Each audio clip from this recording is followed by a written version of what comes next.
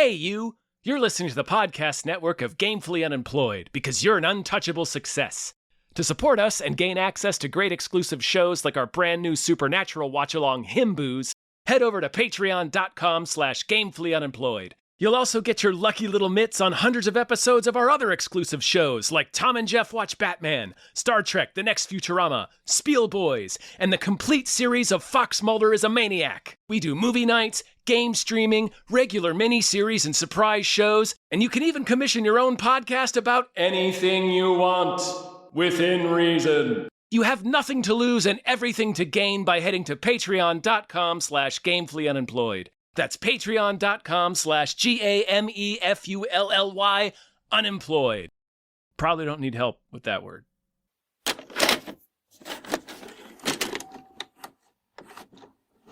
Rat Chef! Rat! Hi, everybody. He's there. Oh, he's there. Hello, everyone. My name is David Bell. My name is Tom Ryman. And we just watched Ratatouille. Ratatouille. Stephen A. Smith. What the fuck is... What is it? Ratatouille? What is it? Is it? Yeah. They tell you in the movie. It's like a stew. Ew. You hungry? I can eat, yeah, man. What you want? Pizza? Chinese? Kill that noise, man. I got a ratatouille. It looks like fucking like cucumbers or something. I think it's... I'm not entirely sure, but it looks mostly like a vegetables, like carrots and zucchini and maybe squash and shit. It's fine. Yeah, it's fine. I'd eat it. Okay, hold on. Before we get started, big thank you to Harris and Millie. Thank you. Harris and Millie are Patreon producers who made this all happen, who demanded that we watch Pixar's 2007's Ratatouille, directed by Brad Bird. Written and directed by Brad Bird. Yeah. And my man Brad Bird writes a mean screenplay. He does. Patton Oswalt. It's weird. It's weird to like I was just watching Reno 911, and it's weird to see like Patton Oswalt and realize like he's in Disney rides now. His voice and like it just doesn't feel right. Yeah, it's a little weird. Janine Garofalo is in this movie. I know, and I didn't even. She's the fucking romantic interest. She's Colette. Mm-hmm. Yeah, and it's fucking Ian Holm is there. Ian Holm. This is Peter like O'Toole. This is an example, man. James Remar. James Remar, yeah. Will Arnett. Yeah, Will Arnett plays Worst. And it's like, what the fuck is happening with this voice cast? This is this is one of my favorite movies, Ratatouille. And like legitimately, like I think it's like a real like one of Ian Holm's best performances. It's definitely one of Janine Garofalo's. Oh yeah. This is probably the second time I watched it. Really? Yeah, not that I didn't like it. I haven't watched it too many times, actually, despite it being a favorite. I've maybe only watched it maybe 10 times. I really like it. It's really sweet. It's fun. I have a lot of bones to pick with it, but like a lot of them are like not quality observations. It's more of like, what is this world? You know, questions about the rat world and about what is this world? What business, what shop would hang dead rats in its window? I know. Everybody's a maniac in this world. That old lady at the beginning lady blasts her cottage apart. Shotgun and gas mask. Yeah. And it's like, what is happening? Yeah, man. There's multiple. There's like a he casually walks by what looks like it's going to be a murder suicide, and it isn't, but it will be someday. That lady pointing a gun.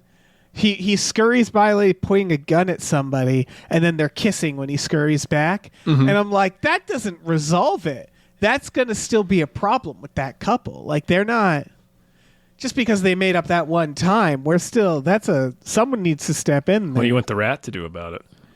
Nothing, I guess. Yeah. I do, like... So... Where do we start? Well, okay. Is every movie about chefs secretly about making art? in movies. Because there's this movie, Chef, and The Menu, and it feels like they're all kind of about art, because it's obviously there's food critics, and that's a big like factor in all of those, and Chef and The Menu, where it's like and like a kitchen is a little bit like a film crew. Like they love this allegory. And this is before Pixar was bought by Disney, right? Correct. At And least that's I'm pretty sure. This Right, this was like close. This was like right around the time. Right, which is interesting because the plot line is the evil chef wants to sell out the restaurant and make like this cheesy chain out of it. And so I couldn't help but to think about Pixar and Disney with that plot line. And again, this idea of like everyone can cook, you know. Yeah, anyone can cook. I don't know. I think this is less about that. Like, I don't get the sense that this is about the film industry. It's less, but I think it's a little bit there. But you're right, where it's about a lot of things. Like, it has to also just do the rat world stuff. Yeah. It has to do, there's a, you know, like we have the rat world and the human world, and we have like a conflict there. But it's not a huge conflict, I guess. No, it's an idea of like, you know, there's a couple of themes, but obviously one of them is, you know, greatness can come from anywhere. Yeah. The other side to that is you don't have to be great to do what you Right. love. Yes. That's not why you do it.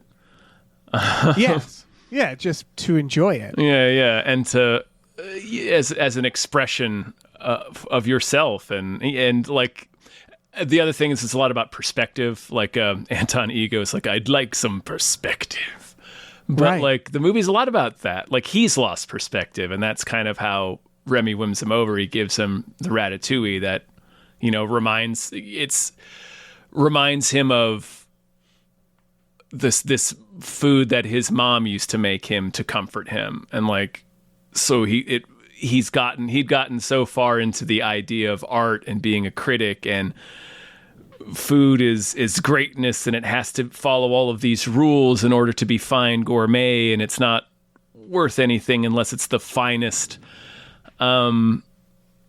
He's completely lost touch with what the point of like his mom cooking him this meal for him was, because it was a way to express how she felt about him. And so like he takes, you know, it reminds him of what like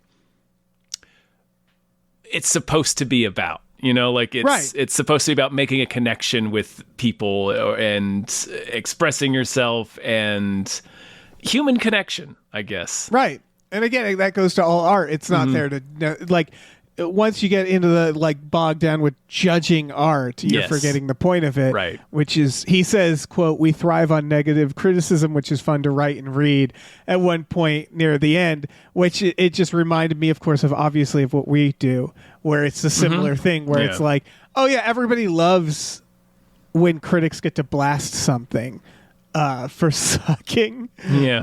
And so like the critique industry is like, you know, like who wants to read a positive review of something that's not entertaining? And so it just feels like obviously that's what they want to lean into. And he's like that kind of guy. He's a guy who hates everything because it's more lucrative to hate everything. I think than it's less that. I think it's just, but yeah.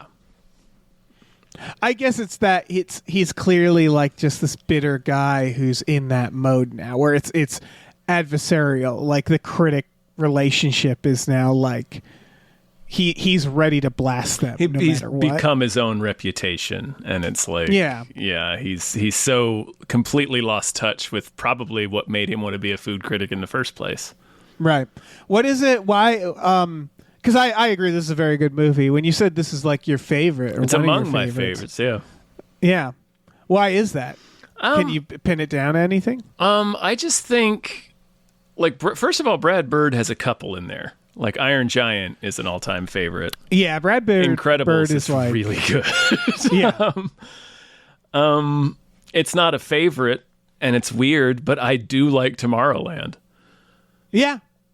And obviously Mission Impossible Ghost Protocol is still my favorite, I think. Yeah. But not in terms of stunts, although that is the one with the Burj Khalifa. There's a simplicity and just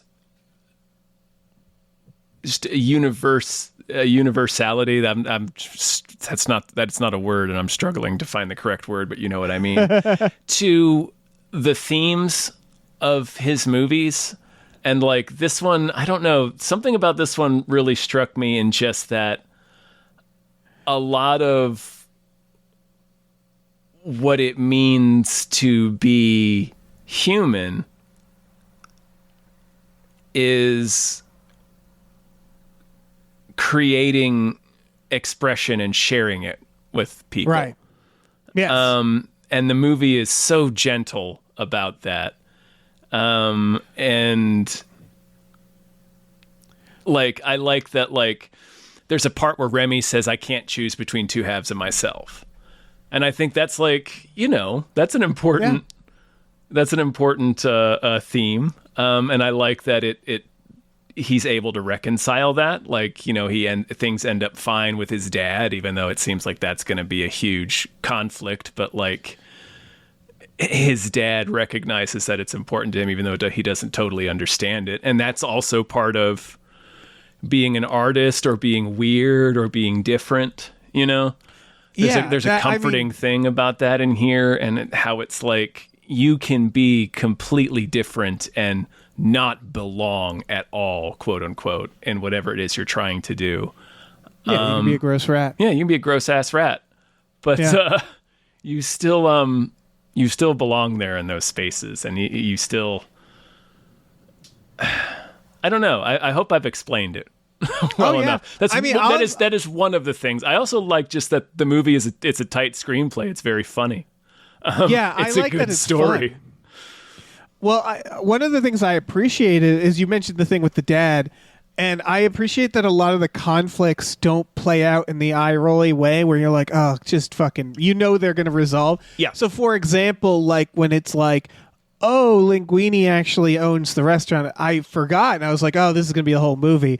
And then it's like halfway point that's resolved, and you're like, oh, okay, cool. Things like that where they sort of, it zigs and zags in ways that I didn't expect to sort of focus on kind of telling a very fun, weird story about a lot of humans that I would argue are at rock bottom in their life because they're either being helped by or sworn enemies with a rat. Oh, yeah. Many times. Ian Holm is at rock bottom. Yeah. Oh, yeah. Ooh, he's dead. He's dead. Yeah. It's like, oh, my God, guy. The rat. He's so fucking good in this movie. He really is. My hot take, and this actually ties to another Brad Bird thing, because you mentioned The Incredibles. Mm-hmm. And The Incredibles has that really weird thread about, like, when everyone's special, no one is, where it's about, like, exceptionalism. There's, like, this layer of, and I love Incredibles, but that it's gotten not heat, but people have noticed that before, where it's like, that's a weirdly conservative message in there. But it's not even conservative, you know what I mean? But it's just like, oh yeah, I guess it's saying that when everyone's super, no one will be. Yeah. Yeah, that you can't be, not everybody can be special. This has a weird one too, I thought, and it goes into my hot take, which is that Linguini sucks. I think Linguini's a real piece of shit. He's so weak-willed that he can be puppeted by a rat. Just that alone, I'm like, come on, man. Mm-hmm. Even when you're asleep, you're that weak-willed. Life that just happens to him. Yeah, you are the most rock bottom weak. Like, come on, motherfucker. You're at the mercy of a rat pulling your hair. What the fuck is this? But the bigger thing is, there's this weird thread throughout where they keep saying that stealing is the worst thing he can do, Remy. Like, they're really mad at Remy for stealing. Even when he's starving, they have this, like, the rats say it when they're going through the trash, and they're like, it's not stealing. And the whole thing is like, don't steal.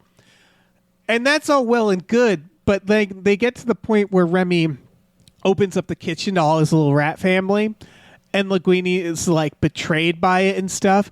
And I couldn't help but thinking, like, motherfucker, you haven't paid Remy. No one's paying Remy. Is my problem. This is a wage issue. Remy room and board and food. No, but he's not paying him. He's running this kitchen. This kitchen owes him so much. Think of how much money is being made here. Mm-hmm. And it's like Remy still isn't making enough to provide for his family. And then so he has to steal. And they're like, how dare you steal? And it's like, Linguini, fucking pay him. Pay him. Mm-hmm. Give him everything. He is the only reason you have a job, Linguini. I'm pissed off at Linguini for that because he's like moralizes at Remy about this, and it's like, pay him. He's not getting paid. The rat's not getting paid. He should have all the food he wants, right? Linguini's made there's a difference between having all the food he wants, which he presumably has, and then letting a colony of rats into the walk-in to steal everything they have. He clearly didn't, though, because he wasn't providing for his family. He's like a rat prince, right? Because when he goes home, they have a whole celebration, a huge party. He's like a rat prince. Yeah. And his family's let him go off, and it's just like, I don't know. There's never a point where it's like, oh, here's I'm helping my family, and he doesn't seem to have the ability to help his family. It's not what he wants to do either. They don't need his help. I guess not. And part of the idea is him leaving the nest. It feels like, again, going back to film, it feels like someone leaving home to become an unpaid intern on a film set. You know what I mean? It's got those vibes, right? Where he's left home, he's left the big nest, and he's doing this, but it's that thing where he's getting this, he's being treated like an unpaid intern, but he is running the whole thing, right? And Linguini knows this rat could destroy him at any point. This rat could destroy him. He's got to keep this rat happy, and I just think he does not do a good job. He neglects the rat. Yeah, he does. That's a plot point. It's a plot point. It's a That's plot why point he lets all the rats inside. Yeah, his ego gets. Yeah, I guess I'm hardcore on Remy's side because I think Linguini, he never. He's not a mean guy or anything, but I was never on board with Linguini. I always thought he was kind of a shit. Yeah, and I thought there was a bit of an unearned romance with him and. Yeah, that doesn't make a lot of sense. Yeah, they have to factor in Mace. They try to make. They she almost blinds him. Yeah, right. She has it right up to his eye. Yeah. I'm just saying, Linguini really needs to reassess his life. Yeah, in general. Part of the movie is about him finding where his place is too. He has a clumsy sort of grace, which they sort of capitalize, or they not capitalize on. That is true, but they highlight at the end when he's on roller skates. Right.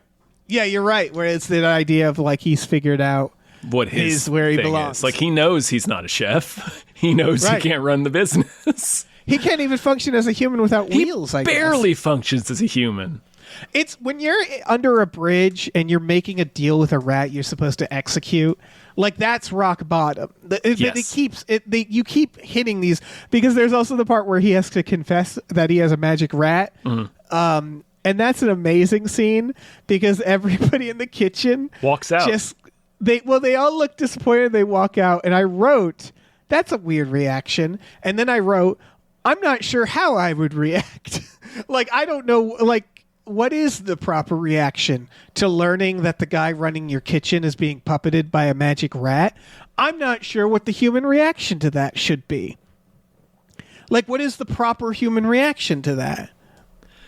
There's no right answer. I think, walking out, Yeah, they all quietly walk out. Yeah. I was like, I guess that's what you do. And then Colette almost slaps him and then leaves. Right, that was really funny because I'm like, is it slap worthy? I don't know. I feel like they'd all go home and shoot themselves. I don't know what you'd do if you'd learned that the kitchen you're working at is being run by a magic rat puppeting a man. I think walking out is appropriate.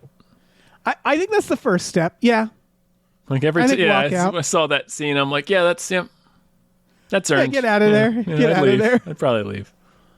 I don't need my reputation tainted by this, whatever this is.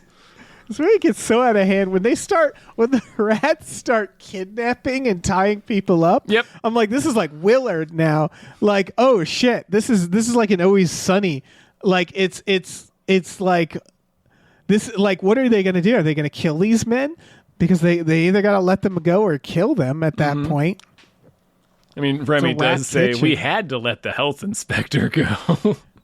Right. Be amazing if they just didn't talk about him anymore. And they're like, what happened to that health inspector? Remy?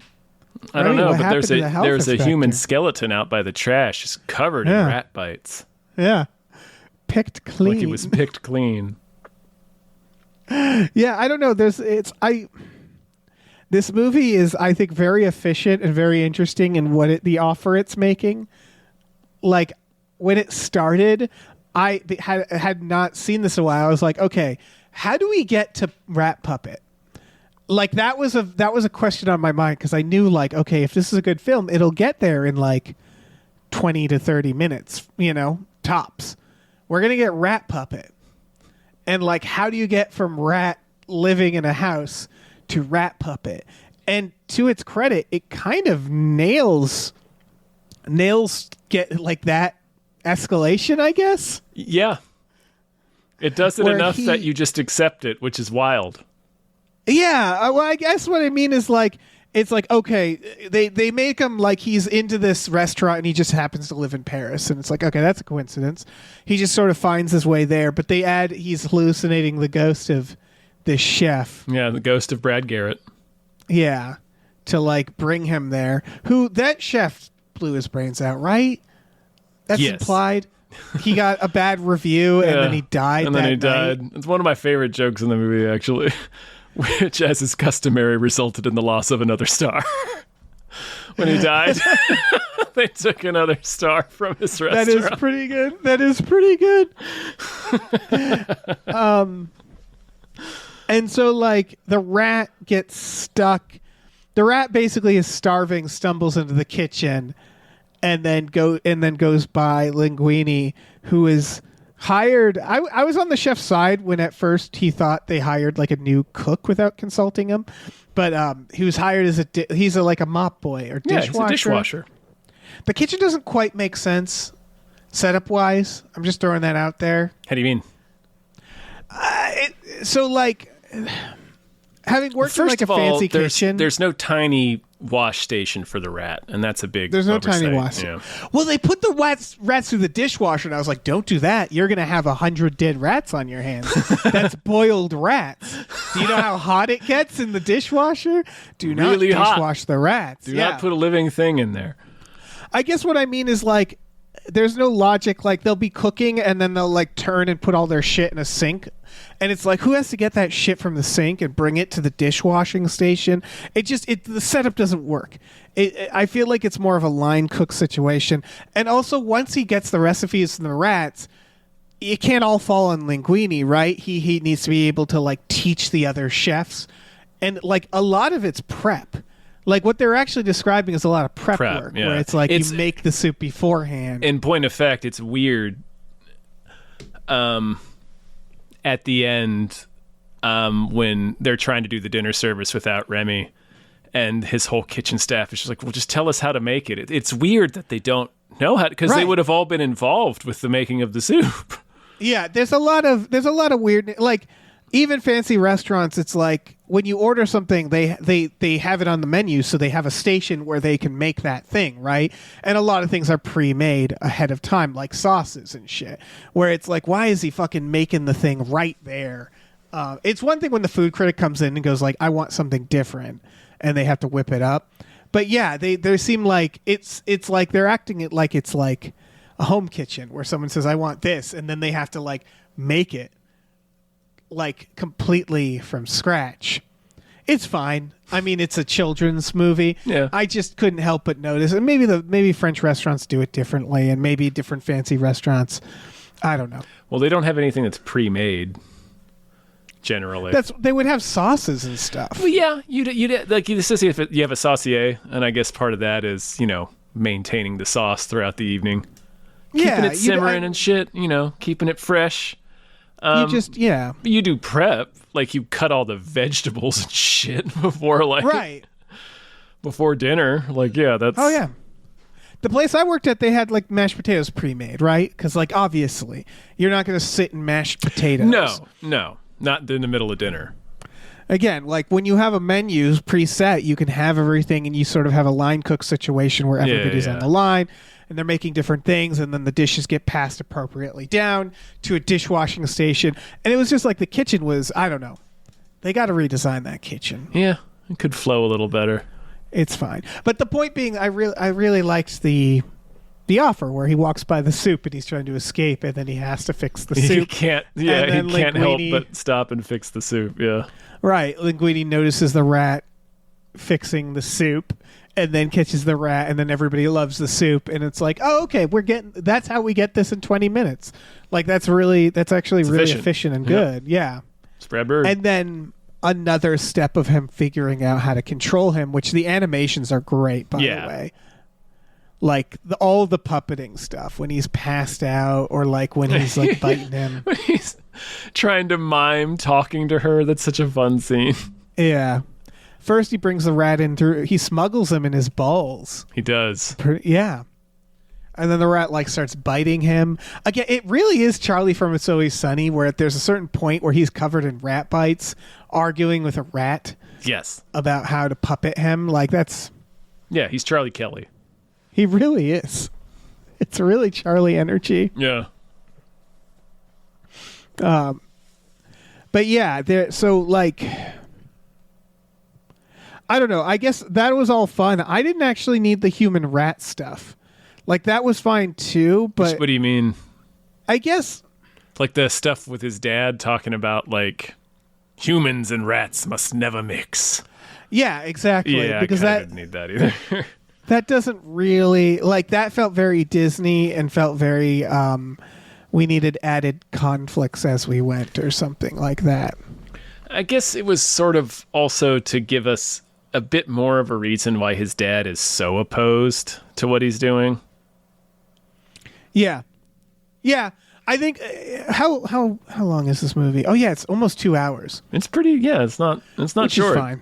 That's Pixar. Yeah, I feel like Pixar does long. Pixar's can get up to 2 hours. I had a weird instinct where I was like, mouse meat movies should be short, and I don't know why I felt that. I guess it's probably like thinking about like Feifel, and like I assume it's like it just feels like a short subject, like a mouse movie. Mice are short. Mice are short. You're right. They're tiny. Mm-hmm. I just thought that like the dad's. I mean, I liked. Who's the dad? Is that it's Brian Dennehy? That's Brian. Sure is. Of course, he's the Rat King. Yeah. Who's his friend? Emil? Yeah. His brother, you mean? Is that his brother? The other rat? Yeah. Who's James Remar? I assume a rat. I thought he was one of the cooks. Oh, that would make sense too. Yeah. That checks out. Got to look this shit up now. I loved that all the cooks are criminals. Yeah. Because that has been my experience with it as well. Like the fanciest restaurants always have the biggest maniacs in the kitchen.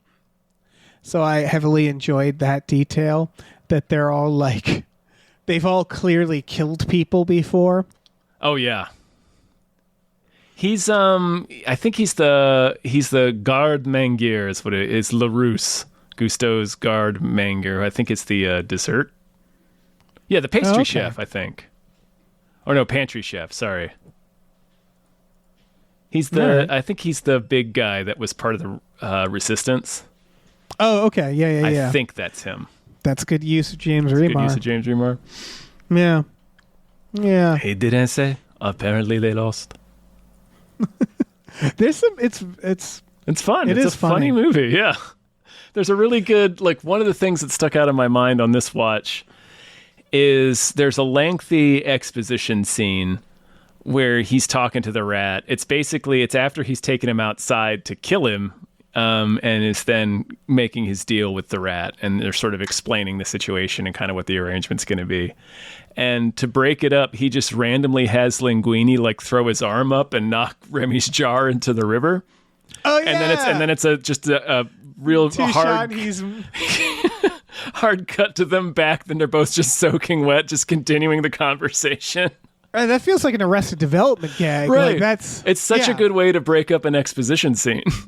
Yeah. It's like, this is getting a little long. Let's just throw in a quick gag here.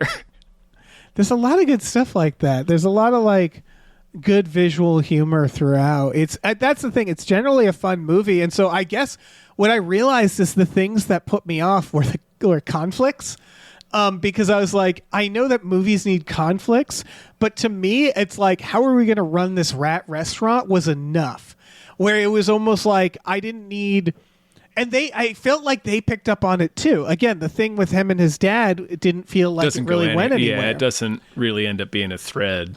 It's sort of like, it kind of motivates characters a little bit. Like it motivates Remy to rebel and this idea, but like the rats kind of, they almost immediately are like, oh yeah, Linguini's cool. This is a cool guy. And then I thought the romance was like, didn't really need to be there too. Cause I liked him and Colette as almost like a mentor situation. Yeah. More. I liked, cause I like the idea that she sticks up for him. And then when she's stuck with him, she has that speech she gives him where she's explaining how freaking hard it is to be a woman in this industry. And that's why she sort of spoke up for him. But now she's like, feels, resentful that she's been saddled with him. And then when he leaps ahead of, it's like, I think she's a really good character, but I totally agree that the romance is weird. I almost want, weirdly, her and fucking Ian Holm to be the same character in a way, and like less. I didn't need villains, I guess, because I didn't feel like this. Like the food critic ultimately isn't a villain, and I'm like, I don't know if I really need like scheming villains in a movie with like this sweet of a message where it's like, I could see that idea of like the conflict being that Linguini is basically failing upward, like he's cheating. And like that could be what she's mad at more, and he outshines her. Like she was supposed to be the person who was going to be like, "Oh, I'm the next chef." Well, and something like that. That is in there. Like when he sort of makes the soup rather than following the recipe, like she says, he becomes like this superstar. So that is like she's like she tells him, she's like, I didn't have to help you. I could have let you drown, and now you just kind of used me to just jump ahead. Like you just jumped ahead of me. I think there's just a more interesting story where you have her ambition makes her a little more sinister, but ultimately redeemable. You know what I mean? Mm-hmm. Where it's about like, again, because I think, I feel like we just watched things. There's many movies about this entire subject of like I want to say Him was a little about this too. But like when you introduce the idea of film, or I keep saying film critic just because that was what was on my mind, but art critic, and then you have competition within the art. It's competition within art is also a weird. They're all kind of the same thing, right? Yeah. Which is like it's the toxic side of where it's like you have to be the best. Oh, The Smashing Machine. We just watched as well. Where it's like being the best at the thing, and it like you lose sight of what made it good is like the other side of the coin of like an art critic forgetting why they did it in the first place, Mm-hmm. The perspective thing. Yeah, so I guess that was the most interesting to me, as opposed to this guy like being like, I have to find the secret rat. Although again, amazing obsession. It's a fun character, and I don't know, it keeps the story it gives the story a little bit more life. It gives a couple of threads that it can bounce between. Yeah, I mean that's the thing is, as a kids movie, I think it actually shies away from some of the times Pixar gets too bogged down with meaning. And what I mean is like this does feel like it's just fun for kids. Yeah. It's a thoughtful film that's about themes, but it's, it's a movie. That's almost why I'm like, I don't need so much of the conflict. I would have loved So much more just how do we run our rat kitchen? Like just like, I don't know, just fun and games rat kitchen. Because I absolutely am delighted when all the rats take over the kitchen. Obviously. Oh yeah, especially the buff rat with the tag in his ear. Yeah. Although I like to imagine like the real world version of that scenario, like if you walked into a kitchen that was being run by rats making all the food. Yeah. I don't know. Did you ever see the Key and Peele sketch? I don't think so. Oh, it's two guys getting high and he's like, "Yo, I got a ratatouille." He'll make you a sandwich. No, I didn't see that. It's just got rat shit all over it. It's just a regular rat. That's really funny. It's really good. I couldn't help but keep thinking about that sketch. Man, that's awesome. I thought I'd seen every Key and Peele. Oh, I don't know what season it is. Solid Ratatouille sketch, though. Shoot. I'm trying to think of other things to talk about this I have movie. a bunch of random. Let's see. I have a bunch of random notes that like don't go anywhere. I Sure, said lay 'em like on me. if you're an asshole, you could assume that this all happens in his mind after he explodes by lightning, because that rat takes on lightning, like directly to the rat at the beginning of this. That's right. So that's weird. Or that he starves to death and starts hallucinating. I mean, he starts hallucinating out of hunger. Like I never really, is it the ghost of the chef controlling him? Oh, it's not the ghost of the chef controlling him. But Although like that's an interesting... directing him to find and save Linguini and save his Maybe. restaurant. Maybe. Although the ghost does say a few times that he is a figment of Remy's imagination. Yeah. You did not know? How could I?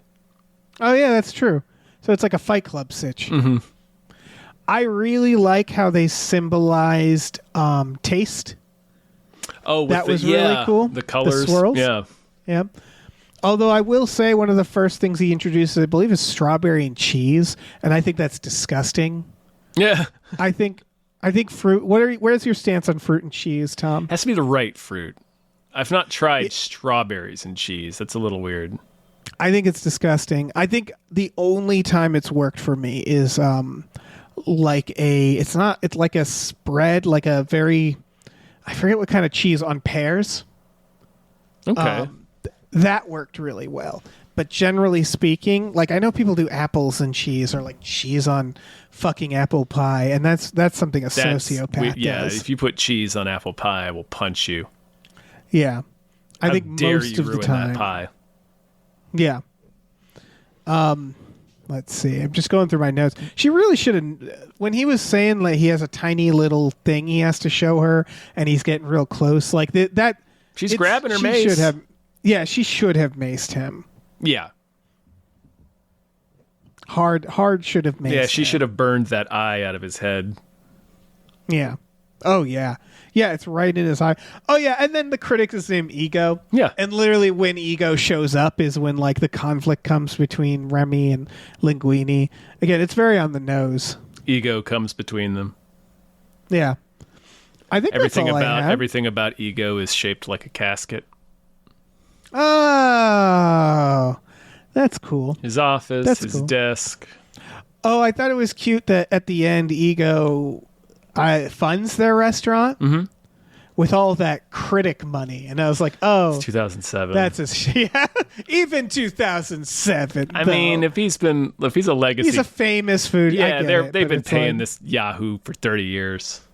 Yeah, He's a. I like that. Also, the reveal is like, well, we got shut down because we're course we infested did. by rats. Yeah, Ego lost all of his reputation and credibility because he said the rat was the finest chef in France. Yeah. And you realize like how weird things got there at the end. Again, it's a lot of humans having a weird, because then you're like, would you go to the new restaurant? Because you know there's a rat back there, right? And they're Like, telling you that it is. yeah, It's called La Ratatouille, and it's a rat chef. right. And then you could see the world going the opposite way, where it starts becoming like, you hear about that new place? It's got a rat chef. Oh, it's one of them rat chef places. All right. Have like a And, like, school not- for rat chefs. Right, because they wouldn't always be good. Sometimes it would be just like turds in the food. He would be a bad rat chef. And Remy could start like a Trump University scam like DeVry. Yeah. Or they figure out like it was just the one rat. Just the one this rat. This also opens up because Linguini casually has that moment where he's like, "Do you understand me?" And Remy like nods. That's a big deal, right? Well, he's been nodding and he's been shaking his head yes and no the entire time. Yeah. So it's not that Linguini suddenly says, "Can you understand me?" It's like he notices that the rat is shaking his head yes and no, like to his questions. But that should have been a bigger moment for Linguini. I mean, for a society, like I don't know, the army tried to train rats to be the army tried to train several different kinds of animals to be bombers. The CIA had a lot of fun with animals. And like the CIA is going to want to know that there's a rat chef in France. Like that's going to matter. That rat chef is going to be poisoning so many Utahs. Yeah. I think if they get to like that's the thing. If they're learning here that all rats have always understood English, that's a haunting realization. Like how long has that been going on? Yeah, Remy does. This rat. Do all That's a good rats. question. Remy can read English. Is the implication that he just watched a lot of TV? Because they start with that, where it's like he's just watching a lot of TV. Because he sees Paris and he goes, oh, Paris. And I'm like, how do you know? And then I realized, oh, right. He's been watching a lot of TV. He probably knows what Paris looks like. He's read books. Yep. Oh, that's the other. Linguini's apartment would cost $10K a month. Probably. Linguini's apartment, he's like, this little apartment. I'm like, you have a view of the Eiffel Tower. Mm-hmm. Like a close view. He has a staircase in his apartment.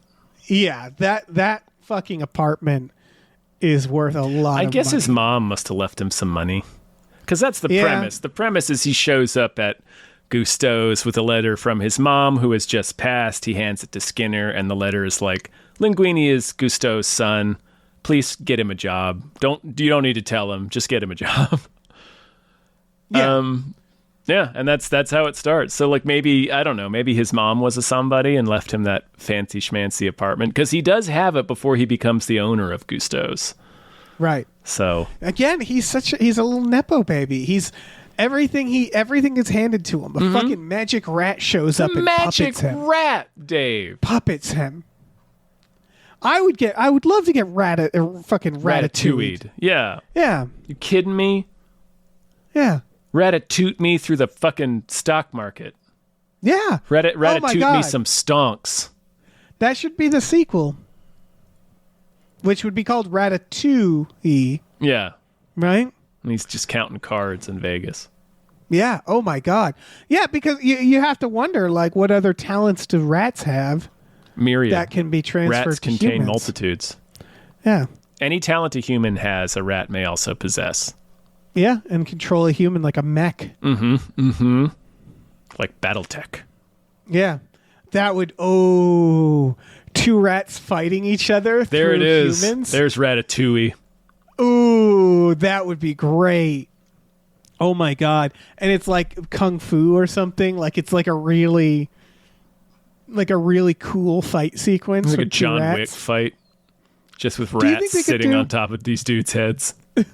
You think they could do a Ratatouille sequel? I think they can do anything.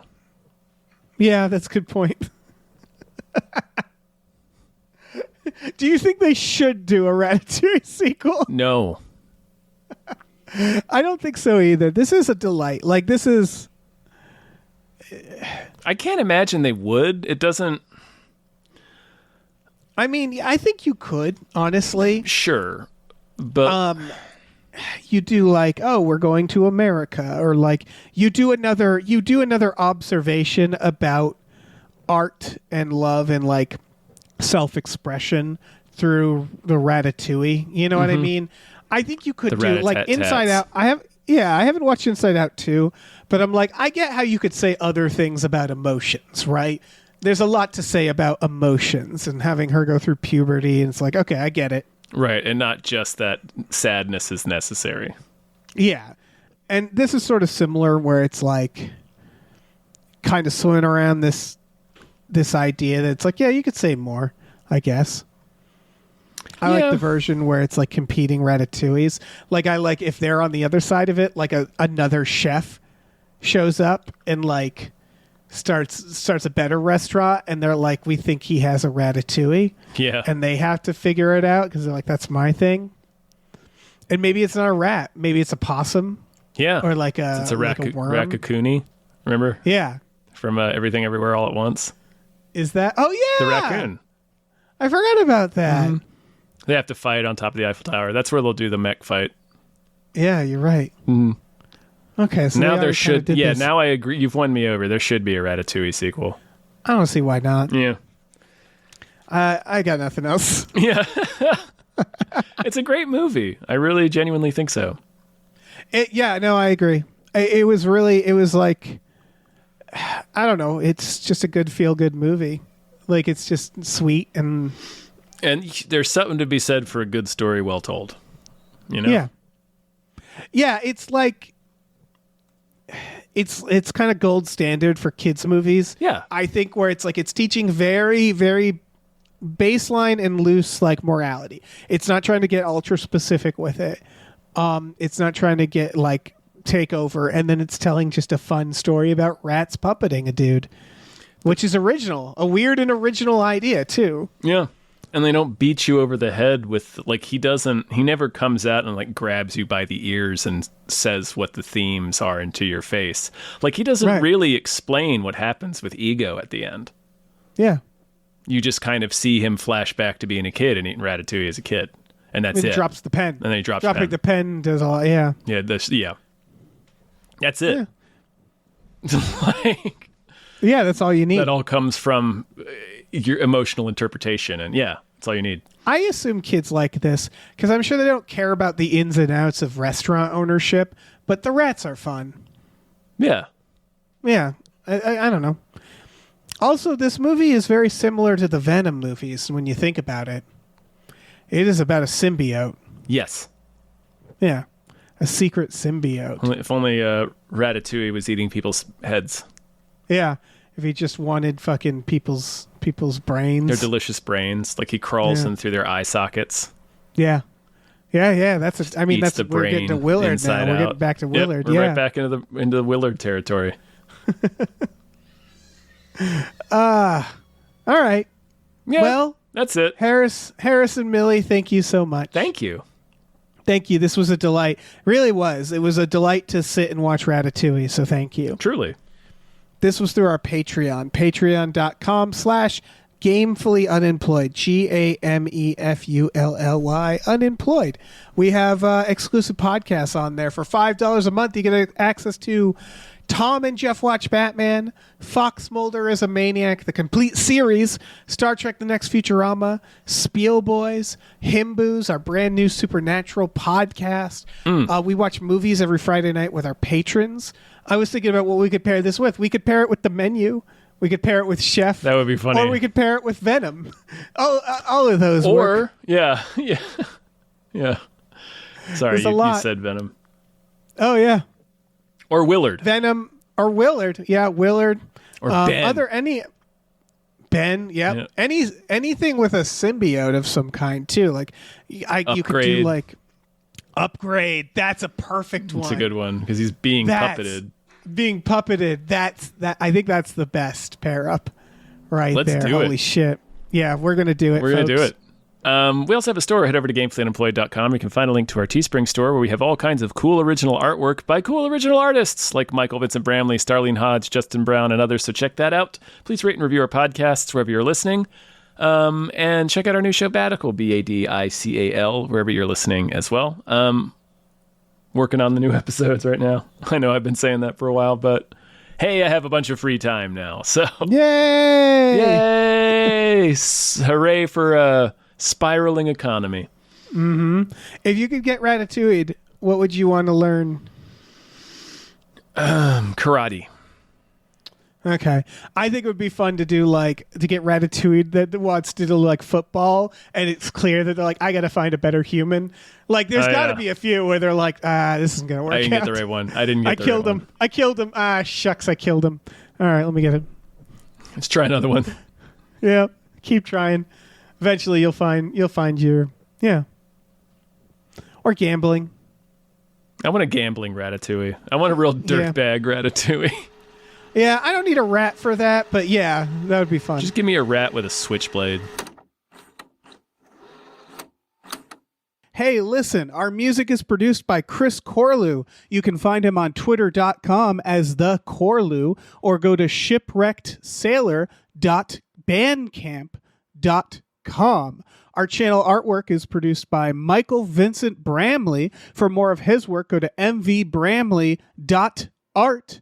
Our episode artwork is by Justin Brown, available on Twitter as Justin T. Brown or at artnessbyjustinbrown.com. And finally, additional artwork is by Starlene Hodge. You can find her work at starlenearts.com or on Twitter as StarleneX. Cool. Goodbye.